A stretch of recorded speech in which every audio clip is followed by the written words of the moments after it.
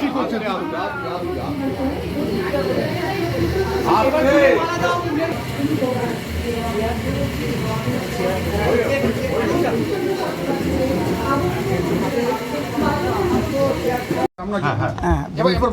Bankimchandra জন্মেছিলেন 26শে June, সেদিন ছিল বাংলা 13ই আষাঢ়।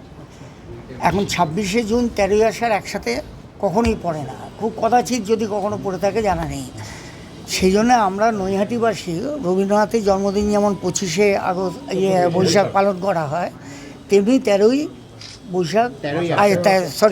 আষাঢ় আমরা পালন করি।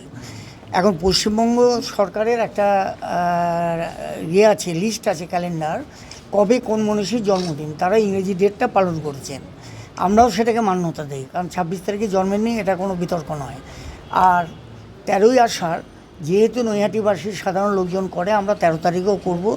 আমাদের অ্যাডভান্টেজ হচ্ছে 26 থেকে 28 এই দিনগুলোতে আমরা পরপর অনুষ্ঠান করি, এবং এইখানে ওই পশ্চিমবঙ্গের তথ্য সংস্কৃতি বিভাগ এবং শিক্ষা দপ্তরের সহযোগিতায় আমরা এই কাজগুলো করছি। দুটো দিনই তাদের লোকজন থাকবে, আমরাও থাকবো, কাজে বিতর্কের কোনো প্রশ্ন নেই।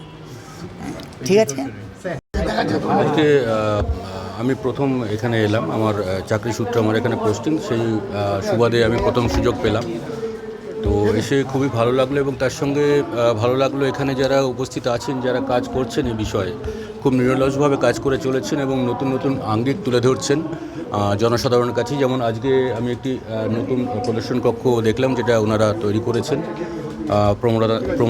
প্রমোদনাথ মিত্রের উপর প্রদর্শন কক্ষ।